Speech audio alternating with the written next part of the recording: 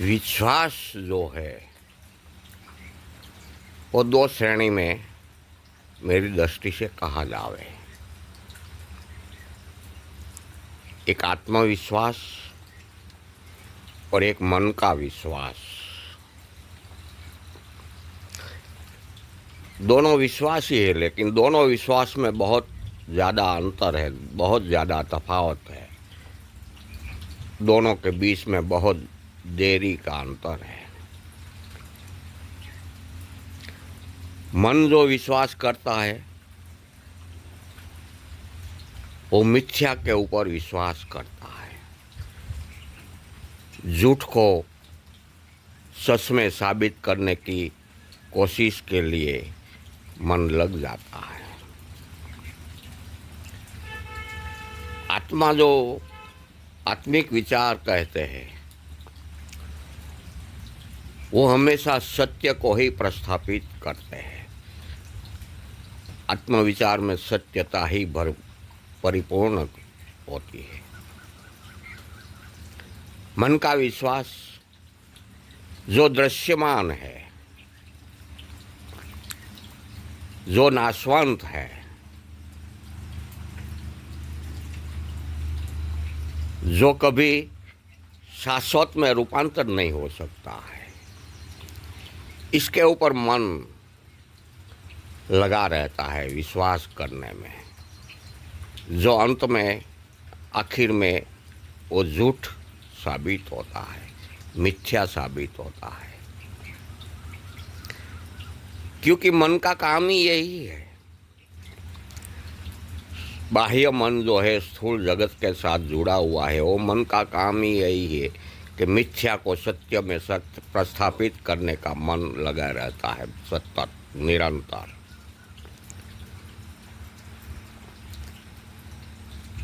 षड्रूपियों में राचा रहता है मन निरंतर सतत। यही कारण से मन का विचार जो है वो अंत में झूठ साबित होता है। और आत्मविचार कभी झूठ साबित नहीं होगा। आत्मविचार वो सत्य के अधीन होता है, वो सत्य को प्रस्थापित करता है, वास्तविकता उनके सामने होती है। लेकिन वो दोनों विचार विश्वास को पहचानने के लिए थोड़ा अभ्यास की भी जरूरत पड़ती है। इसके लिए अभ्यास करना पड़ेगा, तभी हम पहचान पाएंगे कि ये मन का विश्वास है कि आत्मा का विश्वास है। आत्मविश्वास हो जो है ऊर्जावान होता है, वो ताकतों से भरपूर होता है, वो वास्तविकता को परिपूर्ण करने में सक्षम होता है। ऐसा वो आत्मविश्वास की तरंगें होती है। मन का जो विश्वास है वो बिल्कुल इसके अंदर कोई शक्ति होती ही नहीं है। सत्य को प्रस्थापित करने में कोई सक्षमता होती ही नहीं है इसमें। वो हमेशा झूठ को ही बढ़ावा देता रहता है। इसमें वो तरंगों कभी ऊर्जावान होता ही नहीं है। अगर तरंगों ऊर्जावान होता मन का विचार, तो इस स्थूल जगत में कभी किसी को कोई निष्फलता मिलती ही नहीं, कोई भी क्षेत्र में, कोई भी चीज में। लेकिन मिलती है हम मानवों को निष्फलताओं। इसका मतलब यही है, सबूत हमको यहाँ मिलता है कि हमारा मन का विश्वास था, मन का विचार श्रेणी में हमने विश्वास मान लिया, लेकिन वो सत्य प्रस्थापित नहीं हो सका। आत्मा का विचार और मन का विश्वास, आत्मा का विश्वास, दोनों का एक लंबा समय का अभ्यास आप करोगे तो आपको एहसास होने लगेगा, आपको अनुभूत होने लगेगा वास्तविक जीवन में कि आत्मा का विचार, आत्मा का विश्वास कितना फलीभूत होता है और मन का विचार कितना निष्फलता के पंथ पर जाता है। बहुत गहराई से उनका अभ्यास करना पड़ता है, तब आत्मविश्वास और मन का विश्वास में हमको अनुभूत होने लगेगा कि ये जो हमने विश्वास कर लिया वो मन का था कि आत्मा का था। बहुत गहरा विषय है ये, विश्वास के लिए बहुत गहरा विषय है, बहुत समझने की ज़रूरत है, बहुत उसकी गहराई में जाने की ज़रूरत है। तो हमारे जीवन में, मानव जीवन में थोड़ी जो ये दोनों मन का विश्वास और आत्मविश्वास को हम पहचानने लगेंगे न,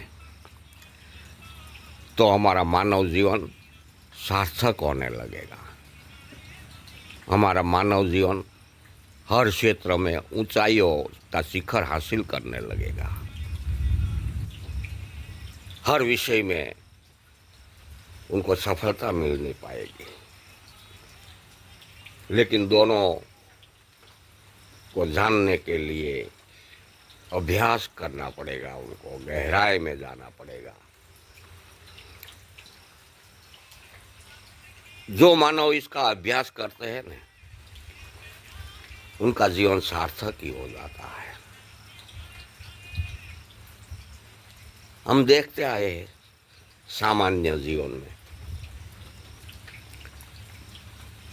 कई मानव हमने देखा होगा जो दृष्टांतों के रूप में हमारे सामने होते ही है, लेकिन उनके पीछे भी हमें थोड़ी सोच लगानी चाहिए। तब हमको मालूम हो पड़ जाएगा कि उनके विचार मन के विश्वास का अधीन हो चल रहा था, इसलिए उनको निष्फलताएं मिली। अगर आत्मविश्वास के अधीन चलता तो उनको निष्फलता नहीं मिलती, क्योंकि आत्मविश्वास कभी निष्फल नहीं जाता है, ऊर्जावान होता है, तरंगों से भरपूर शक्तिशाली तरंगों होता है उनका। वो कभी झूठ के अधीन होगा ही नहीं, कभी नहीं होगा झूठ के अधीन। आत्मविचार जो है, आत्मविश्वास जो है, वो प्रकृति के अधीन होता है। जो प्रकृति के अधीन जो चीज़ होती है ना, वो सत्य को प्रस्थापित करती है, वो सत्य के अधीन ही होती है, इसमें कोई फेरफार नहीं होता है। लेकिन जो प्रकृति के अधीन जो विचार नहीं होता है, जो विश्वास नहीं होते है प्रकृति के अधीन, वही हमारा मन का विचार श्रेणी में कहा जावे, मन का विश्वास कहा जाए, मन का विचार कहा जावे।